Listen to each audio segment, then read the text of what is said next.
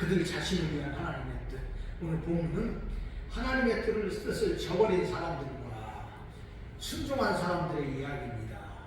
오늘은 이제 세례 요한의 이제 이 일을 기반으로 하고 있는 것을 보게 됩니다. 세례 요한의 세례에 대해서 우리 주님이 말씀하시면서 이제 말씀을 주신 것입니다. 그렇다면 세례 요한은 누구인가? 우리가 성경에 보면 세례 요한은 예수님보다 6개월 먼저 세상에 태어난 사람입니다. 그가 6개월 먼저 와서 하나님의 아들이신 예수님을 세상에 소개한 사람이죠. 예수님을 세상에 소개한 사람이고 길을 평탄하게 한 사람이라 성경은 이렇게 말씀하고 있습니다.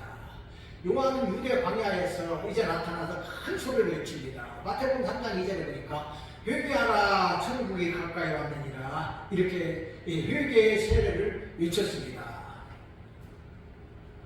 세례 요한이 누구인가? 그는 사실은 제사장의 아들이죠. 그의 아버지는 사가랴라고 하는 제사장이었습니다. 제사장의 아들이죠. 당시의 제사장은 이제 종교 지도자로서 특권층입니다. 우리가 보는 세상하고 좀 다르긴 하지만 그 당시에는 유대인들 중에 이제 바리새인들이 있고 대제사장과 율법사들 이런 사람들이 있었죠. 대제사장은 특권층이기 때문에 잘 살았습니다. 우리가 성경에 보면 이제 그런 이야기들이 많이 나오는 것을 보게 되는데 세례 요한의 아버지 사가랴도 이제 제사장으로서 그런 어느 정도 이렇게 상류층의 삶을 사는 사람입니다. 그런데 이제 그의 아들 바로 이제 요한이지요. 이 요한이 이제 태어날 때부터 사실은 성경에서 이제 이야기한 엘리야 제사장이죠. 엘리야와 같은 선지자로 세상에 온 사람입니다. 그렇게 예수님의 길을 얘기하고 예수님을 세상에 소개한 그런 선지자의 삶을 살았는데 그렇기 때문에 그는 검소한 삶을 살았습니다. 마태복음 3장 4절에 보니까 이 요한은 낙타 털 옷을 입고 허리에 가죽들을 띠고 음식은 메뚜기와 석청이었더라. 아멘, 아멘. 요한의 삶은 기득권의 삶에서 벗어난 삶이고 선지자적인 그런 검소한 삶을 살았습니다. 성경에 보면 엘리야도 그렇게 이야기하고 있습니다. 엘리야도 이제 털옷을 입고 가죽 띠를 띠었다. 그래서 경축이 검소한 삶을 살았던 것을 성경은 우리들에게 말씀해주고 있습니다. 여기서 낙타 털옷은 무엇이냐? 가죽 옷이 아닙니다. 낙타 가죽은 비싸죠. 요즘도 보니까 낙타 가죽은 비싸더라고요. 제가 이제 터키 가서 보니까 낙타 가죽으로 된 그 조그만한 가방이 하나 있는데 그것을 살라고 하면 현지에서 상당히 비싸게 달라고 그래요. 그 양가죽으로 된 것은 싸더라고요. 한 3만원, 300불 주고 이제 제가 이렇게 이제 책가방 하나 이렇게 사왔습니다만은 하여튼 이 낙타 가죽으로 된 옷은 비싼데 털옷은 그렇지 않아요. 낙타 털로 만든 거예요. 낙타 털을 보면은 양털은 부드럽지만 낙타 털은 거칩니다. 그래서 그것으로 옷을 만들었다 그러면 그 옷이 얼마나 불편하고 이렇게 거칠거칠하고 힘들겠습니까? 한마디로 말하면 이 세례 요한은 그만큼 검소한 삶, 가난한 삶을 살았다 그 말입니다. 그리고 음식은 메뚜기를 먹고 석청을 먹었다 이렇게 말씀을 하고 있는데 메뚜기는 그저 가난한 사람들이 먹는 음식이지요. 그래서 이제 먹을 것이 없으니까 메뚜기를 잡아가지고 그것을 구워 먹기도 하고 이제 그랬을 것입니다. 이렇게 메뚜기를 먹었는데 가난한 삶을 살았습니다. 석청이다 그러면은 야 저 석청이면 좋은 거 아니냐 이렇게 생각할 수가 있습니다만은 그 당시에 뭐 사람이 석청을 이렇게 해가지고 이렇게 팔기도 했기도 했겠지만 아마 사회적으로 볼 때 그렇지 않은 것 같습니다. 석청이 이제 여기저기 있으면 돌아다니면서 이제 광야에서 그냥 메뚜기 먹고 석청 먹고 그렇게 살았는데 가난한 삶을 살았다. 선지자적인 그런 삶을 살았다. 그런 말씀입니다.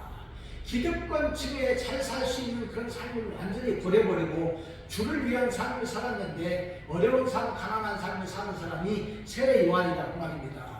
또 허리에는 가죽띠를 띠었다 그랬죠. 옛날에는 사람들이 우리마냥 뭐 이게 바지가 따로 있고 옷걸이가 따로 있고 그런 시절이 아니죠. 그냥 통으로 짠 옷을 입었습니다. 그러니까 위에서부터 하나 통으로 입으니까 이제 이 치마와 같은 원피스와 같은 옷이죠. 남자들도 그런 옷을 입는데 불편해요. 그러니까 가죽띠를 띄었다는 말은 허리띠를 띄고서 언제든지 달려갈 수 있도록 준비했다 그런 말씀입니다. 이런 상황으로 보았을 때 세례 요한은 태어나서 이렇게 좋은 이 자기 지방을 버리고 광야에 가서 외치는 자의 삶을 살면서 힘든 삶, 어려운 삶을 살았는데 선지자적인 그런 삶을 살았다 그런 이야기입니다. 이 요한은 이와 같이 이제 이 세상에 나타나서 예수님 오실 길을 예비하고 예수님을 세상에 전하기 위해서 그런 삶을 살았습니다. 그런데 이 요한은 자기에게 이제 와서 회개한 사람에게 요단강에서 세례를 주었는데, 아까도 이제 마태복음의 말씀드렸습니다만은 회개하라 천국이 가까이 왔느니라 이렇게 외치면서 자기에게 돌아온 많은 사람들, 회개하고 돌아온 사람들에게 세례를 주었습니다. 세례를 주었을 뿐만 아니라 많은 사람들의 죄를 지적했습니다. 분봉왕 헤롯이 그 당시에 이제 그 지방의 이게 왕이었는데, 분봉왕 헤롯의 잘못도 지적했습니다. 우리가 잘 아는 대로 헤롯 안티바지요, 이 분봉왕 헤롯이 큰 잘못을 저질렀어요. 자기 동생 빌립의 아내인 헤로디아와 이제 음란한 이렇게 짓을 하고 그와 더불어 이제 동침을 하면서 살았지요. 세상에 악한 사람인데 얼마나 악합니까? 왕이 된 사람이 자기 동생의 부인하고 불륜을 맺고 그와 더불어서 살고 있었던 거예요. 그러니까 백성들 보기에 얼마나 그것이 참 안 된 일입니까? 그리고 또 그런 삶을 사는 사람들이 뭐 이렇게 온전한 삶을 못 살잖아요. 그러니까 바로 이 세례 요한이 이 왕의 죄를 지적했습니다. 회개하라, 잘못했지 않느냐, 회개하라. 그러니까 이 헤롯이 회개하기는 그냥 이 세례 요한을 잡아가지고 옥에다 가둬버렸습니다. 그리고 이제 이렇게 힘든 삶을 세례 요한이 살았는데, 나중에는 결국 이 일로 인해서 순교했던 것을 보게 됩니다. 인간적으로 보면은 참 어려운 삶을 살았고 고난의 삶을 살았지만, 그러나 이 사람의 생이 가장 복된 삶이었기 때문에 예수님도 이 사람을 향해서 복된 사람이라 이렇게 이야기를 했습니다. 오늘 본문 28절에 보니까 내가 너에게 말하노니 여자가 낳은 자 중에 요한보다 큰 자가 없도다. 그러나 하나님의 나라에서는 극히 작은 자라도 그보다 크니라 하시니. 아멘. 예수님 말씀하십니다. 여자가 낳은 자 중에 요한보다 큰 자가 없도다. 그는 가장 복된 삶을 살았다. 아름답고 의미 있는 인생을 살았다. 예수님께서 그를 칭찬해 주셨습니다. 예수님이 오시는 길을 예비하고 회개의 세례를 준 요한은 정말로 복된 사람입니다. 그의 세례는 회개의 세례지요. 회개를 외쳤습니다. 그리고 많은 사람에게 세례를 주고 예수님을 세상에 소개한 그런 사람인 것을 보게 됩니다.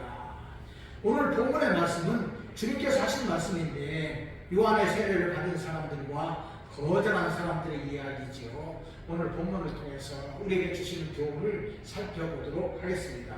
첫째로 요한의 세례를 받은 사람들입니다.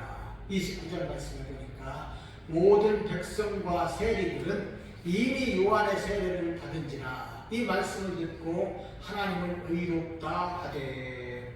아멘. 모든 백성과 세리들 이렇게 말씀하고 있습니다. 모든 백성과 죄인이라고 말하는 세리들은 이미 요한이 베푼 회개의 세례를 받았다는 말씀입니다. 우리가 예수를 믿습니다. 우리가 예수를 믿는 것은 자신이 죄인이라는 것을 깨닫고 회개하고 예수를 믿는 것입니다. 우리가 전도를 해보고 이제 밖에 다니면서 보면은 자신이 죄가 없다고 하는 사람들은 예수를 못 믿습니다. 믿을 수가 없는 것이지요. 그렇게 우리의 구원은 무엇이냐? 죄로부터 해방이고 이 세상의 권세자는 악한 사단 마귀로부터의 해방입니다. 모든 사람은 이렇게 회개의 세례를 받아야 되는 것이죠. 회개해야 됩니다. 그래서 죄에서 벗어나고 하나님 앞에 돌아오는 것입니다. 이렇게 회개하고 예수를 믿은 사람은 우리 하나님께서 의롭다고 인정해 주는 거 아닙니까? 그러나 자신이 죄인이 아니라고 생각하는 사람들, 자신은 의인이라고 생각하는 사람들은 회개할 수가 없는 것이죠. 내가 무슨 죄가 있어도 회개하느냐 이렇게 이야기하면 회개가 되겠습니까? 회개가 안 되니까 예수님을 믿을 수가 없는 거예요. 그래서 우리가 세상에 다녀보면 자신은 뭐 의인이다 이렇게 떳떳하게 이야기하는 사람들은 예수 믿을 수 없습니다. 믿을 수 없는 것이죠. 그러게 요한은 회개하고 또 예수 믿도록 하고 회개한 사람에게 세례를 주었던 것입니다. 누가복음 3장 3절입니다. 누가복음 3장의 말씀을 좀 몇 구절 살펴보려고 하는데, 누가복음 3장 3절에 보니까 요한이 요단강 부근 각처에 와서 죄사함을 받게 하는 회개의 세례를 전파하니. 아멘. 유다 광야 요단강 근처에 와서 회개의 세례를 전했습니다. 회개하라 천국에 가까웠느니라. 회개하고 하나님을 바로 믿어라, 예수를 믿어라, 이렇게 회개의 세례를 전파했습니다. 그랬더니 많은 사람들이 이 요한에게 와서 회개하고 세례를 받았습니다. 회개하고 세례를 받았어요. 그러면 이 요한은 세례만 주면 되는데 그들에게 혹독한 말을 합니다. 누가복음 3장 3장 7절에 보니까 요한이 세례 받으러 나오는 무리들에게 이르되 독사의 자식들아 누가 너희에게 일러 장차 올 진노를 피하라 하더냐. 아멘. 참 지독한 말을 하지요. 세례 받으러 나오는 무리들에게 독사의 자식들아 누가 너희에게 일러 장차 올 진노를 피하라 하더냐. 이렇게 이야기하는 것을 보게 됩니다. 이게 무슨 이야기입니까? 예수를 믿지 않고 회개하지 않는 사람들 다 죄에 거하기 때문에 독사의 자식과 같다. 이것을 그들에게 분명하게 말씀해주고 있는 것을 보게 됩니다. 죄는 이렇게 무섭다는 말입니다. 죄에 거하고 죄의 삶을 사는 사람들은 독사와 같고 독사의 자식과 같다는 것을 말씀해주고 있습니다. 뿐만 아니라 이 죄는 무엇이냐? 더러운 곳에서 부르는 돼지와 같이 더러운 삶을 사는 것이 죄인들의 삶이라는 것을 말씀해주고 있는 것입니다. 그러기 어떻게 해야 됩니까? 회개해야 되지요. 죄를 회개하고 더러운 죄를 깨끗이 씻으라 그 말입니다. 회개하고 예수 믿는 것이지요. 그러면은 하나님의 진노의 심판을 면하게 됩니다. 이렇게 죄를 회개한 사람은 의로운 사람이 되는 것입니다. 뿐만 아니라 의로운 삶을 사는 것을 우리들에게 말씀해주고 있는데 세례 요한은 이제 이 누가복음 3장 8절에서 회개한 사람은 거기에 합당한 열매를 맺어라 이렇게 말씀하고 있습니다. 회개하고 거기에 맞는 열매 맺는 삶을 사는 사람만이 진정으로 아브라함의 자손이 되고 천국의 백성이 된다 이렇게 말씀하고 있습니다. 그렇지 않으면 심판을 받는다는 것입니다. 예수 믿고 회개하고 하나님 앞에 돌아와서 사는 믿음의 사람들은 믿음의 열매를 맺게 되는 것이죠. 예수님도 이것을 수없이 강조해 주고 있습니다. 그 사람은 그 열매로 그를 안다. 나무는 열매로 그 나무를 아는 것처럼 예수 믿는 사람들도 반드시 믿음의 열매를 맺게 되어 있다. 이렇게 말씀을 하고 있습니다. 세례 요한도 역시 회개한 사람은 회개에 합당한 열매를 맺고 살아야 된다. 그렇게 말하는 것입니다. 그렇다면 열매 맺는 회개의 삶은 어떤 삶이어야 합니까? 먼저는 주는 삶이다. 이렇게 말씀하고 있습니다. 누가복음 3장 11절 말씀입니다. 대답하여 이르되 옷 두 벌 있는 자는 옷 없는 자에게 나누어 줄 것이고 먹는 것이 있는 자도 그렇게 할 것이니라 하고. 아멘. 진정한 회개는 사랑과 정의를 실천하는 행동으로 나타나야 된다. 그런 말씀입니다.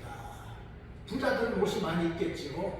이 당시 이스라엘 사람들도 그렇습니다. 사실 이스라엘은 그때도 그렇고 지금도 그렇고 낮과 밤의 기온 차이가 많이 납니다. 봄에도 그저 이제 낮에는 한 30도 넘게 올라가지고 그저 햇빛이 막 장렬합니다. 그래서 햇빛에 오래 이렇게 노출하면은 그 사람 얼굴이 빨개질 정도 햇빛이 따갑습니다. 그러려면은 밤에는 또 추워요. 광야에서 이렇게 불어오는 바람 때문에 밤에는 춥습니다. 물론 영하까지 내려가진 않지만 낮에는 그저 한 30몇 도 올라가다가 저녁이 돼가지고 한 5도 내려가면 10도 내려가면 얼마나 춥겠습니까? 춥지요. 추울 수밖에 없습니다. 그러면은 그런 것을 대비해서 이제 여유 있는 사람들은 어떻게 했느냐? 옷을 두 벌을 입는 것이죠. 속옷도 있고 겉옷도 있습니다. 그리고 이제 여벌을 준비해가지고 한두 벌을 가지고 다녔다 그럽니다. 그래서 밤에 잘 때 이제 따뜻하게 자도록 하는 것이죠. 그러나 가난한 사람들은 옷이 없어요. 간신히 한 번 이렇게 이불 똥 말똥하고 돌아다니죠. 그러다가 저녁이 되면 얼마나 춥습니까? 추운 잠자기도 힘들고 살기가 힘들으니까 세례 요한이 이것을 이야기합니다. 옷 두 벌 입는 사람들 여유분으로 두 벌씩이나 가지고 다니면서 혼자만 편하게 살지 말고 한 번은 가난한 사람들에게 주어가지고 그들도 좀 편히 살 수 있도록 해라 이렇게 이야기하고 있는 것입니다. 이것이 회개한 사람들의 열매 맺는 행동이라 그런 이야기입니다. 먹을 것도 그렇습니다. 여유 있는 사람들은 그저 먹을 것을 잘 먹고 살지요. 그러나 가난한 사람들은 굶기도 합니다. 그러지 말고 좀 나누어줘라 그런 말씀입니다. 요즘 우리나라야 뭐 굶는 사람 뭐 없습니다. 물론 뭐 어떤 사람들 굶는 사람도 있다고 그러는데 이제 우리나라는 복지가 잘 되어 있어가지고 우리가 그렇진 않은 것 같습니다. 그냥 뭐 다 이제 알아서 정부에서도 주고 그러니까 기본적인 생활을 할 수가 있는 상태가 돼요. 그러나 우리나라도 이제 옛날에는 그렇지 못했지요. 가령 이 이스라엘 사람들의 이 상태의 상황은 그렇지 못한 거예요. 부자는 부자의 삶을 살았지만 가난한 사람들은 어려우니까 부자가 부자의 삶을 살고 누리지만 말고 여유 있는 사람들은 좀 돕고 살아라. 나눠주는 삶을 살아라. 상생의 삶을 살아라. 그래서 회개에 합당한 열매를 맺어라. 세례 요한은 이것을 말씀하고 있는 것입니다. 이것이 하나님의 사랑을 실천하는 일이기도 합니다. 주변을 살피면서 작은 것이라도 나누고 또 베푸는 삶, 이것이 진정으로 회개에 합당한 열매입니다. 그러므로 오늘 우리들도 이런 삶을 살라고 우리에게 말씀해주고 있는 것입니다. 세리들도 요한에게 와서 회개의 세례를 받았습니다. 누가복음 3장 12절로 13절에 보니까 세리들도 세례를 받고자 하여 와서 이르되 선생이여 우리는 무엇을 하리까 하네. 이르되 부가 된 것 위에는 거두지 말라 하고. 아멘. 세리들도 예수 믿었지요. 이 세리들은 이제 당시의 사람들로부터 손가락질을 받습니다. 저 세리 저것들은 돈을 버는지 몰라도 저것들은 죄인이다. 그래가지고 이스라엘 백성들이 손가락질을 하는 사람, 그래서 손가락질 받는 사람이 세리였지요. 이런 사람들도 와서 이제 회개의 세례를 받습니다. 세례 요한이 이야기합니다. 부가 된 것 외에는 거두지 말라. 아멘. 세금을 징수하는 사람들은 국가를 위해서 일하는 사람들입니다. 그들은 국가로부터 유인받은 일을 하는데 법에 따라서 정해진 대로 세금을 걷지요. 그러나 사람이 욕심이 들어가면은 부가 된 것 외에 더 거두려고 하는 것이 사람들의 심리입니다. 요즘에는 뭐 우리나라는 뭐 이렇게 세무 공무원들이 부정을 하거나 이런 일이 이렇게 거의 없지요. 물론 이제 그중에서 큰 기업을 상대로 하는 사람들은 지금도 뭐 있기는 하는 것 같습니다만 지금은 그런 일이 별로 없습니다. 그런데 우리가 젊었을 때, 우리가 어렸을 때 보면 세리들이 이제 세금 걷는 세무 공무원들은 그렇지 않았던 것을 보게 됩니다. 어떤 한 분이 이제 공부를 열심히 해가지고 세무 공무원이 되고자 해서 7급으로 공무원이 됐습니다. 세무 공무원이 됐어요. 일반적으로 이제 우리가 9급부터 이제 시작하지 않습니까? 7급은 상관이 없습니다. 이 사람이 왜 세무 공무원이 됐느냐? 돈을 좀 많이 벌어가지고 부자가 되려고 이제 세무 공무원이 되었습니다. 뭐 옛날에는 정말로 세무 공무원들이 돈을 많이 이제 벌었어요. 뭐 부정을 해서 그렇겠지요. 근데 세금을 내는데 그때는 뭐 이제 치우책이라고 그러지 않습니까? 장부를 가져가서 이제 조사합니다.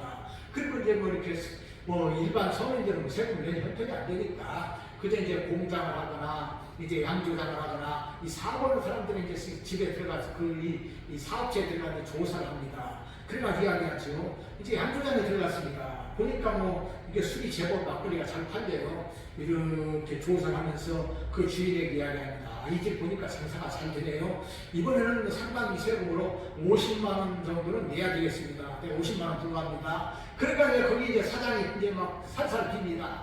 아이고 힘듭니다. 그러지 마세요. 그리고 봉투에다 10,000원짜리 5만 원 넣어가지고 주머니에다 싹 이렇게 찔러 넣으셨습니다. 그리고 나니까 이제 이 세무 공무 이분이 기분이 좋았어요. 아, 그래요. 아이고 50만 원 내야 되는데 그럼 내가 이번만큼은 그냥 좀 줄여줘가지고 30만 원 내게 할 테니까 30만 원 내세요. 그러니까 사장이 고맙습니다. 그리고 이제 끝났습니다. 그러면 이분이 이제 뭐 얼마 5만 원 챙겼지 않습니까? 물론 이제 20만 원 감해주니까 이 사업자도 좋지만은 이분은 20만 원 챙겼어요. 기분이 좋습니다. 돈이 많이 들어오니까 그저 뭐 많이 뜨뜻해요. 그러나 사람이 돈만 가지고 사니까 그러던 중에 이분이 이제 예수 믿고 회개했죠. 그 한번 살 수가 없으니까 다 버려두고 신학교에 가서 이제 목사가 되었던 한 분이 있었습니다. 이와 같이 부정하지 말라는 거예요. 세리들 부정한 짓 하지 말고 부가적인 것 위에 거두지 말고 그냥 있는 것 주는 것으로 살아라 이렇게 말씀하고 있는 것을 보게 됩니다. 공직에 있는 사람들은 주어진 것 위에 욕심을 내지 말라 그런 말씀입니다. 요즘도 보면은 공직자들, 특별히 선출직 공직자들의 부정으로 인해서 우리가 많은 그런 사람들의 이야기를 듣고 있는 것을 보게 됩니다. 그렇게 하지 말라는 것이 하나님의 말씀이지요. 회개하고 예수를 믿은 성도는 회개에 합당한 삶을 사는데 정직한 삶, 자족하는 삶, 감사의 삶을 살아야 될 것을 우리들에게 말씀해 주고 있습니다. 욕심과 정욕은 버리고 근면성실한 삶을 사는 것이 성도들의 삶입니다. 그래야 과도한 욕심이 생기지 않습니다. 성도도 마찬가지고 목회자도 마찬가지입니다. 이런 삶을 살아야 됩니다. 다음은 군인들도 왔습니다. 군인들도 세례 요한에게 세례를 받으러 왔지요. 누가복음 3장 14절에 보니까 군인들도 물어 이르되 우리는 무엇을 하리이까 하며 이르되 사람에게서 강탈하지 말며 거짓으로 고발하지 말고 받는 급료를 족한 줄로 알라 하니라. 아멘. 당시에 군인들은 사법권과 군사권을 다 가지고 있었습니다. 군인들이 이제 뭐 경찰 노릇도 한 거예요. 그러니까 뭐 고관도 하기도 하고 이제 이 힘을 가지고 있는 거 아닙니까? 무력과 권력을 같이 가지고 있으니까 군인들이 대단했습니다. 일반적으로 이제 군인들은 로마 사람들이 이제 군인들을 하게 됐지만 우리나라 사람들도 이제 일본 시대 때에 이제 일본 사람들이 높은 자리에 있고 그 밑에 있는 사람들은 또 우리나라 사람들도 이제 그 군인들을 하기도 하고 경찰을 하기도 했습니다. 그런데 뭔 이야기를 하느냐? 사람에게서 강탈하지 말라고 말입니다. 이 권력을 가지고 있고 힘을 가지고 있으니까 사람들은 또 강탈도 하는 거예요. 힘이 있으니까 그런 거 아닙니까? 요즘 이제 우크라이나 전쟁에 보니까 이게 러시아 사람들이 군인들이 점령지에 들어가가지고 막 빼앗고 막 그런 것을 보게 됩니다. 그 힘이 있으니까 그러는 것이죠. 그런 짓 하지 말라 그런 말씀입니다. 힘을 이용해서 다른 사람들로부터 부당한 이익을 챙기면 안 된다는 것을 말씀하고 있습니다. 국민 위에 군림하는 권력은 안 되는 것이죠. 이것을 말씀하고 있는 것입니다. 그것은 하나님의 공의와 정의를 무시하는 행위입니다. 그러게 요한은 받는 긍휼을 족한 줄로 알라는 말씀입니다. 이것이 무엇이냐? 자족하는 마음입니다. 이 마음이 회개에 합당한 열매입니다. 그래서 요한에게서 회개의 말을 듣고 회개하고 세례를 받은 사람들은 하나님의 사람들이기 때문에 또 하나님을 의롭다 이렇게 여겼던 것을 우리가 보게 됩니다. 진정으로 회개하고 구원받은 자만이 하나님을 의로운 하나님을 믿고 의지하는 것입니다. 그리고 이렇게 믿음을 가지고 있는 사람들은 어떤 삶을 삽니까? 자족하는 삶을 사는 거예요. 자족하는 삶. 받는 긍휼을 족한 줄로 알아. 이 말씀이 무엇입니까? 있는 것으로 감사하며 자족하는 삶을 살라고 말씀하고 있는 것입니다. 자족하고 감사하는 삶을 살아야 되지요. 디모데전서 6장 6절에 보니까 그러나 자족하는 마음이 있으면 경건은 큰 이익이 되느니라. 아멘. 자족하는 마음이 있으면 경건의 삶을 살게 된다고 말입니다. 자족하는 것이 참 중요합니다. 나에게 준 것을 감사하면서 만족하면서 사는 것입니다. 월급이 적은 적은대로 감사하는 것이죠. 감사하면서 사는 것입니다. 디모데전서 6장 8절 9절에 보니까 우리가 먹을 것과 입을 것이 있은즉 족한 줄로 알 것이니라. 부활에 하는 자들은 시험과 올무와 여러 가지 어리석고 해로운 욕심에 떨어지나니 그 사람으로 파멸과 멸망에 빠지게 하는 것이라. 아멘. 먹을 것과 입을 것이 있으면 족한 줄로 알라 말씀하고 있습니다. 그리고 말씀합니다. 부활에 하는 자들은 시험과 올무와 여러 가지 어리석고 해로운 욕심에 떨어진다. 과도하게 부자가 되려고 하는 사람입니다. 우리가 부자가 되는 것은 좋습니다. 예수 믿는 사람도 부자 돼야 돼요. 당연히 돼야 됩니다. 그런데 여기서 부활해 하는 자들은 무엇입니까? 아까도 이야기했지만 과도한 욕심으로 쓸데없는 욕심을 채우지 말라 그 말입니다. 세무 공무원이 이렇게 자기 부를 위해서 부정한 짓을 하고 부정한 짓을 하면서 부하려고 하지 말라 그 말입니다. 요즘도 그런 사람들이 많이 있습니다. 기업을 운영하는 사람들 중에서도 그런 일이 있는 사람들을 보게 됩니다. 요즘 어떤 사람이 이제 뭐 이렇게 고리 대법업을 하는 사람이 기업을 인수해가지고 그 기업으로 인해서 또 부정한 짓을 하고 이런 일들을 보게 되는 것이죠. 예수 믿는 사람, 회개에 합당한 열매를 맺는 사람들은 정상적으로 기업을 운영해서 기업을 키워나가는 것이지 부정한 짓을 하면서 하지 말라 그런 말씀입니다. 그렇게 이 과도하게 부하려고 하는 자들은 자기 욕심으로 인해서 시험과 올무에 떨어지게 되는데 파멸과 멸망에 빠지게 된다는 것을 말씀해주고 있습니다. 그러므로 성도는 정직한 삶을 살고 정직하게 기업도 운영해야 되는 것입니다. 이어서 디모데전서 1장 10절에 보니까 돈을 사랑하며 일만하게 뿌리가 되나니 이것을 탐내는 자들은 미혹을 받아 믿음에서 떠나 많은 근심으로써 자기를 찔렀도다. 아멘. 돈을 사랑하는 사람은 일만하게 뿌리가 된다 말씀하고 있습니다. 여기서 돈을 사랑하는 것은 이제 돈을 하나님보다 더 사랑하는 것을 이야기합니다. 돈 좋은 거예요. 돈 열심히 벌어야 됩니다. 아껴 써야 됩니다. 그리고 저축해야 됩니다. 그래야 다음을 우리가 편하게 사는 거 아닙니까? 그런데 돈을 사랑하는 하나님보다 더 사랑해요. 믿음도 그냥 팽개쳐버리고 돈을 벌려고 하고 돈을 쫓아가는 행동 그런 하지 말라 그런 말입니다. 이런 사람들은 믿음을 떠나기가 쉽고 근심으로서 자기를 찌르기 때문에 돈을 사랑하지 말라 그런 이야기입니다. 그러므로 세례 요한이 급료를 받는 급료를 족한 줄로 알라는 말씀은 자족하는 마음을 가져라 그런 말씀입니다. 주시는 것을 감사함으로 사용하는 것이죠. 욕심은 죄를 낳고 죄는 반드시 사망을 낳게 됩니다.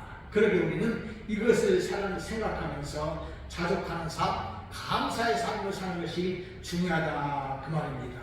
비록 적은 것이지만 나누고 베푸는 삶이 복된 삶입니다. 그렇게 성도는 어떤 삶을 살아야 됩니까? 자족하는 삶을 살아야 됩니다. 성도는 선인적인 삶을 살아라 그 말입니다. 믿음 안에서 사는 사람들이 그저 자기가 버는 것은 적은데 과도한 욕심을 내면서 부자처럼 살려가면 되겠습니까? 그런 삶 살지 말라는 거예요. 부자 같은 삶을 살아봤자 별거 없습니다.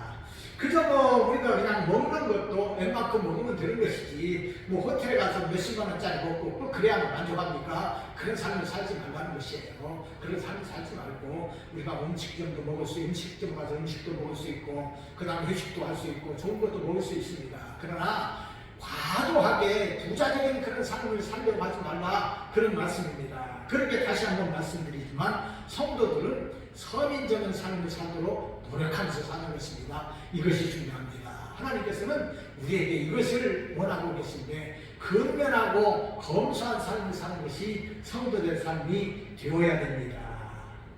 적은 것이지만 그래야 나누고 베풀 수가 있는 것입니다. 이와 같이 회개에 합당한 삶을 사는 성도에게 하나님은 더 좋은 것, 많은 것으로 주시기를 원하십니다. 믿고 순종하시기를 바랍니다. 둘째로 회개의 세례를 받지 않아서 그들을 향하신 하나님의 뜻을 거절한 자들입니다. 30절 말씀입니다. 바리새인들과 율법 교사들은 그의 세례를 받지 아니하므로 그들 자신을 위한 하나님의 뜻을 저버리니라. 아멘. 하나님은 세례 요한을 통해서 회개의 세례를 받기 원하셨습니다. 백성들과 죄인들 뿐만 아니라 바리새인들과 율법 교사들도 제사장들도 다 나와서 이 회개의 세례를 받기를 원하신 것입니다. 그런데 오늘 본문에 보니까 유대 종교 지도자들인 바리새인들과 율법 교사들 바로 서기관들이죠. 그들은 세례를 받지 않았기 때문에 그들 자신을 위한 하나님의 뜻을 저버렸다. 회개하고 하나님 앞에 돌아오기를 원했는데 하나님의 뜻을 저버렸다. 이것을 말씀해주고 있는 것입니다. 구약의 율법을 가르치고 지키는 사람들, 하나님의 말씀 속에 사는 사람들입니다. 당연히 성경을 통해서 하나님의 뜻을 알아야 했지만 그렇지 못했다 그 말입니다. 그들은 어렸을 때부터 이제 하나님의 말씀을 암기합니다. 많이 배웠겠죠. 바리새인들도 그러고 특별히 율법 교사들은 성경을 얼마나 많이 연구했겠습니까? 달달달달 암기하고 그저 잘 아는 사람들입니다. 다른 사람들에게 가르치는 사람들입니다. 그러면 하나님의 뜻을 알아야 되는데 하나님의 뜻을 이해하지 못했다 그 말입니다. 하나님 말씀 속에 흐르는 그 하나님의 뜻을 이해하지 못하고 간과해버렸다 그런 말씀입니다. 구약 말씀 속에 흐르는 맥을 몰랐습니다. 하나님은 에덴 동산을 창설하시고 아담과 하와를 그곳에 두셨습니다. 그래서 영생하도록 했는데 그들이 죄를 지었지 않습니까? 그래서 에덴 동산에서 쫓겨났고 이제 그들은 멸망을 받을 수밖에 없는 그런 사람들이 된 것이죠. 죽음과 저주가 왔습니다. 그럼에도 불구하고 하나님은 사랑하셔서 여자의 모습으로 예수님을 보내실 것을, 그리스도를 보내실 것을 약속하셨습니다. 뿐만 아니라 모세는 나와 같은 한 선지자가 세상에 나올 것을 말씀하셨습니다. 이사야 선지자는 무엇을 말했습니까? 이새의 뿌리, 이새의 후손으로 그리스도가 오실 것을 말씀하셨습니다. 그 예수님은 세상에 오시는데 왕 같은 모습으로 오는 것이 아니라 마른 땅에서 나오는 줄기같이 보잘것없는 모습으로 오셔서 어린 양 도살장으로 끌려가는 어린 양의 모습으로 십자가에서 죽으실 것을 말씀하셨습니다. 뿐만 아니라 이사야서와 말라기 선지자를 통해 가지고 예수님에 앞서서 그 길을 예비하는 광야에 외치는 소리로 엘리야와 같은 선지자 세례 요한이 오실 것도 말씀을 하셨습니다.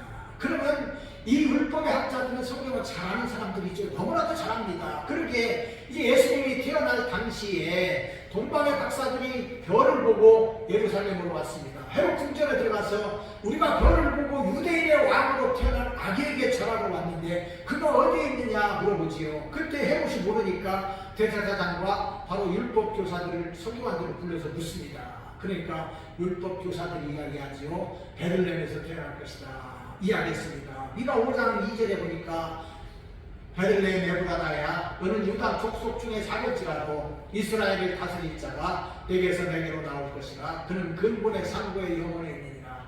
베들레헴에서 예수님이 태어나실 것을 말씀하셨는데 그것을 누가 알았느냐? 율법학자들이 알았어요. 얼마나 성경을 잘 아는 사람들입니까? 그런데 그들은 하나님께서 원하시는 회개의 세례를 받지 않았다. 회개하고 세례를 받지 않아서 그들을 향하신 하나님의 뜻을 저버렸다. 성경은 말씀하고 있습니다. 알기는 알았는데 믿지 못하는 것입니다. 아니 믿으려는 생각이 전혀 없었습니다. 자기들의 현재의 삶이 너무나도 좋습니다. 하나님의 일하면서 누리는 것이 얼마나 좋은지 몰라요. 지도자도 누리고 그저 경제적으로도 여유가 있으니까 이 삶이 좋습니다. 베드로가 주여 우리가 여기 있는 것이 좋사오니 초막셋을 칠 때 말한 것처럼 지금 자기들의 삶이 너무나도 만족하고 좋은 삶입니다. 그러게 회개하라 천국에 가까운 논이라 하는 이 세례 요한의 외침도 듣기가 싫습니다. 메시아가 왔다 하니까 그 메시아 그리스도 예수님 그도 싫습니다. 그저 자기들의 삶이 좋으니까 다 무시하고 말았던 것입니다. 그러기에 그들은 한마디로 말하면 복음을 거절하고 성령을 거절하고 성령을 못 오겠습니다. 마태복음 12장 32절에 보니까 또 누구든지 말로 인자를 거역하면 사하심을 얻되 누구든지 말로 성령을 거역하면 이 세상과 오는 세상에서 사하심을 얻지 못하리라. 아멘. 바리새인들과 율법학자들이 바로 성령을 거역했다 그 말입니다. 성령께서 들려주시는 음성조차도 거절하고 그는 자기들의 그냥 잘못된 삶을 살았던 것을 보게 됩니다. 그들은 성경을 잘 알았지만 하나님의 구원 계획을 무시했습니다. 더욱 중요한 것은 그들은 자기 정에 빠져 있었던 사람들입니다. 바리새인들은 율법을 다 지키고 있다는 자부심으로 교만이 가득했습니다. 더구나 서기관인 율법 조사들은 자기들보다 더 아는 사람, 성경을 아는 사람들이 누가 있느냐? 우리는 성경을 잘 알고 있다. 그것을 가르치면서도 결국은 하나님을 향한 자기들의 뜻을 무시했습니다. 그저 이 삶이 좋았고 교만이 가득했기 때문에 하나님의 성령의 역사를 무시하고 말았던 것을 보게 됩니다. 교만한 마음이 그들을 사로잡았기에 하나님을 향한 자기 뜻을 무시하고 회개하지 못해서 세례를 받지 못한 것입니다. 믿음의 기회를 놓쳐버린 것이죠. 이런 사람들이 독사의 자식들입니다. 그리고 그 상태에서 벗어날 길이 없습니다. 그러기에 죄의 싹은 사망이라는 말씀에 따라서 사망의 길을 걸어가는 것입니다. 참으로 안타까운 일입니다. 요한일서 1장 9절로 10절에 보니까 만일 우리가 우리 죄를 자백하면 그는 믿으시고 의로우사 우리 죄를 사하시며 우리를 모든 불의에서 깨끗하게 하실 것이요 만일 우리가 범죄하지 아니하였다면 하나님을 거짓말하는 이로 만드는 것이니 또한 그의 말씀이 우리 속에 있지 아니하리라. 아멘. 자신이 죄인이라는 것을 깨닫고 하나님 앞에서 자기의 죄를 자복하면 하나님께서는 의로우시기 때문에 우리 죄를 다 사하시고 우리를 의롭다고 인정해 주십니다. 그러나 우리가 범죄하지 아니하였다 하면 하나님을 거짓말하는 자로 만드는 자라 말씀하고 있습니다. 우리는 죄를 짓지 않았다. 의롭다고 이야기하는 자는 하나님을 믿지 않는 자들이기 때문에 또 하나님을 믿을 수도 없는 자들이기 때문에 그 말씀이 그 속에 있지 못합니다. 이런 사람들은 할 수 없이 멸망의 길을 갈 수밖에 없다는 것을 우리들에게 말씀해주고 있습니다. 그러므로 오늘을 사는 사람들이 중요한 것은 무엇이냐? 자신이 죄인이라는 것을 깨닫고 회개하고 예수 믿고 회개의 삶을 사는 것, 이것이 늘 중요합니다. 그러므로 우리들도 이런 인식 속에 살아가시기 바랍니다. 세 번째로 회개의 삶을 사는 것은 겸손하게 주님만을 높이는 삶입니다. 이것이 하나님의 뜻입니다. 누가복음 3장 15절로 16절에 백성들이 바라고 기다림으로 모든 사람들이 요한을 혹 그리스도신가 심중에 생각하니 요한이 모든 사람에게 대답하여 이르되 나는 물로 너희에게 세례를 베풀거니와 나보다 능력이 많으시니까 오시나니 나는 그의 신발끈을 풀기도 감당하지 못하겠노라. 그는 성령과 불로 너희에게 세례를 베푸실 것이요. 아멘. 요한에게 세례를 받으러 많은 사람들이 몰려왔습니다. 요한이 회개의 세례를 주었지요. 그러다 보니 그 사람들이 생각합니다. 혹시 이 요한이 예수님이신가? 이것을 누가 알았습니까? 요한이 알았습니다. 요한이 알았어요. 그리고 그들에게 이야기합니다. 나는 너희들에게 이 물로 세례를 주지만 나보다 능력이 많으신 이가 내 뒤에 오시는데 나는 그의 신발끈을 풀기도 감당하지 못한다. 나는 신발끈을 푸는 종도 감당하지 못할 자라. 이렇게 자신을 겸손하게 나타내고 있는 것을 보게 됩니다. 겸손하게 이야기합니다. 나는 예수님 앞에서 아무것도 아니다. 나는 그저 예수님의 종도 될 수 없는 미약한 사람이다. 이렇게 이야기하고 자신을 겸손하게 낮추고 예수님만을 높였던 것을 보게 됩니다. 진정으로 회개한 사람이 바로 이런 사람이요. 겸손한 사람을 사는 태도입니다. 사람이 세상적으로 아무리 대단하다고 해도 주님 앞에서는 아무것도 아니므로 겸손해야 됩니다. 성경에 보면 요한복음 3장에 니고데모의 이야기가 나옵니다. 이 사람은 누구냐? 당시 우리나라 지금으로 말하면 국회의원이죠. 공의원인 사람입니다.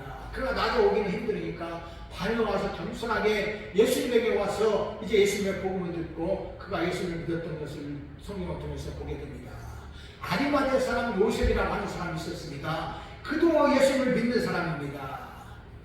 그도 공의원이었죠. 국회의원이었습니다. 그도 예수님을 믿는데 예수님께서 십자가에 죽으시고 숨지신 후에 그 예수님의 시신을 가져다가 자기의 귀한 새 무덤에다가 예수님을 장례 지냈던 것을 보게 됩니다. 이것이 바로 믿는 사람들의 삶입니다. 아무리 대단한 사람이 할지라도 예수님을 믿게 되면 그 예수님 앞에서 엎드리고 겸손할 수밖에 없는 것입니다. 겸손한 삶, 이것이 바로 믿음의 삶인 것이고 회개의 삶을 사는 사람들의 열매인 것입니다. 그러므로 우리들도 자신이 죄인임을 깨닫고 회개하고 회개의 삶을 살아야 되는 것입니다. 그리고 우리 인생에서 예수님이 나의 주인 되심을 깨닫고 오직 하나님 앞에 영광 돌리는 그런 삶을 살아야 됩니다. 우리 주님만이 오르신 분이기 때문에 그렇습니다.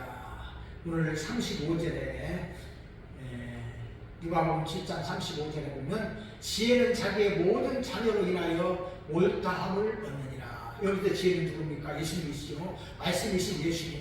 모든 자녀는 누굽니까? 예수 믿고 하나님의 자녀된 사람들입니다. 이와 같이 예수님은 예수 믿고 자녀된 사람들, 하나님의 자녀된 사람들로 인해서 옳다함을 얻게 되고 이 사람을 통해서 영광 받으시는 것입니다. 이것이 바로 성도들의 삶이죠. 예수 믿고 나면 우리가 누구를 바라봅니까? 하나님을 바라봅니다. 누구를 바라봅니까? 나를 위해서 십자가에 죽으신 예수님을 바라봅니다. 그러면서 예수님만이 진리이고 예수님만이 온전한 의인이라는 사실을 깨닫고 하나님과 예수님 하시는 일은 다 옳은 것임을 깨닫게 되는 것입니다. 그래서 우리 하나님 앞에 영광을 올려드리는 그런 삶을 살고 우리 인생을 통해서 하나님께 영광을 올려드리는 것입니다. 이것이 회개에 합당한 삶입니다. 우리들도 이런 믿음의 삶을 다 살아가시기 바랍니다. 말씀을 냈습니다. 바리새인들과 율법 교사들은 하나님께서 자기를 향한 뜻을 무시했습니다.